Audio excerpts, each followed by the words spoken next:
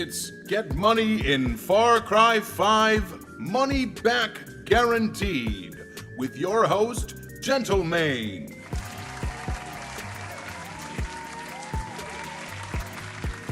Are you ready to learn how to make so much money you don't know what to do with it? Well, let's get started, shall we? So today we're going to be going over how I make money in Far Cry 5 and what you need to get started. So as I'm sure most of us have already discovered, hunting is the fastest way to make money, and a lot of it. I'm going to show you how to hunt fast, making this money grab even faster. First thing you're going to want to do is make sure that you have Boomer as your ally. Boomer is perfect for hunting. I know what you're thinking. If I'm going hunting, you don't do none bringing the hound. There's a reason for this stereotype. Just like any hunting dog, Boomer is very aware of his surroundings and will alert you to enemies and targets nearby. This makes it so you don't have to constantly spam Ultimate Hunter and worry about gathering the resources required to make Ultimate Hunter. Next, I'm going to be going over some of the weapons that I use and find most helpful while hunting. First and most importantly, I recommend the SA-50. The SA-50 is a high-powered semi-automatic 50 caliber sniper rifle. Now just saying that gets me excited. This rifle will kill most any target in one shot.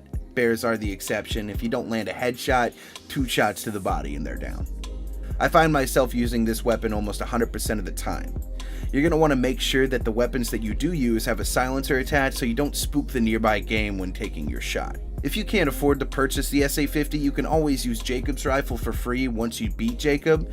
The main difference you're going to see is that Jacob's rifle is a bolt action, making the time in between shots pretty significant, and it's not capable of having a silencer, so you're going to be making a lot of noise while hunting your prey. Next, I recommend the 44 Magnum. There are several different types of 44 Magnums, but they all have the same stats, so it's just a visual difference. The reason that you would want to consider this gun is the damage. For a sidearm that doesn't blow up your enemy and damage the skin, it really packs a punch. Next up to bat is the SPAS 12, a semi-automatic shotgun with a 7-round mag. This is great for getting up close and personal with a bear or a cougar. Really, you can use whatever guns you like best as long as they aren't explosives. Next, we're going to be looking at our hunting spot, located in the westernmost part of Jacob's region at Snowshoe Lake. We're going to be taking the same route you take on the Nature Provides mission.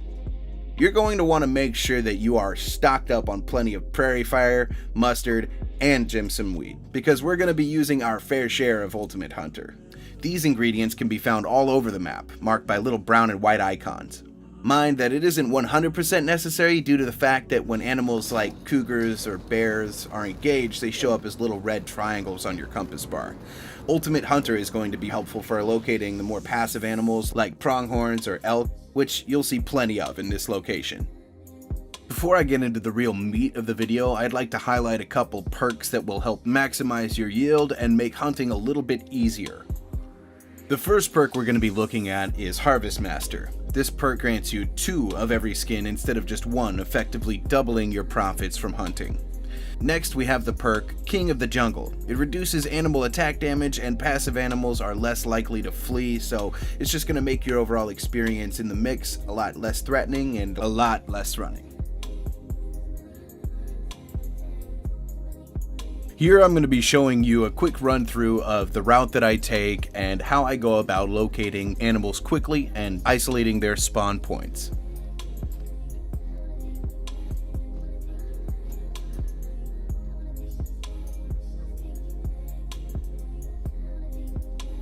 Here's a little bonus tip I discovered while making this video.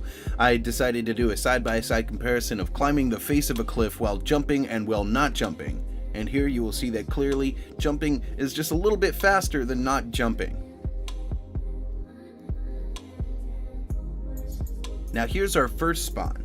Typically you find a cougar fighting a bear or another predator.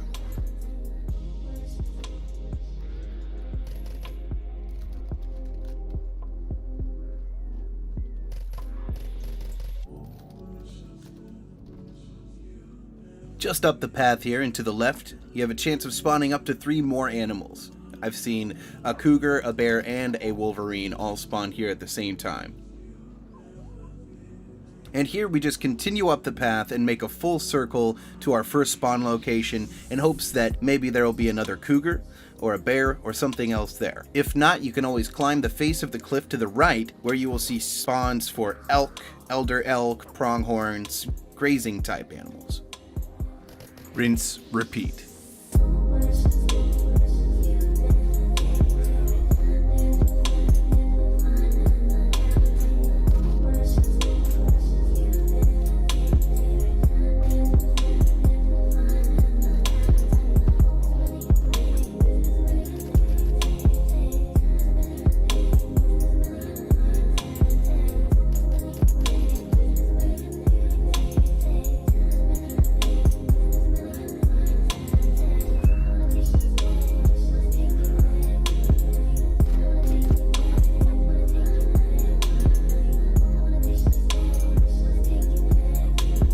The cougar is going to be the most common spawn here, so once you fill up on cougars, I recommend fast traveling to the nearest shop and liquidating your inventory and repeating the process again.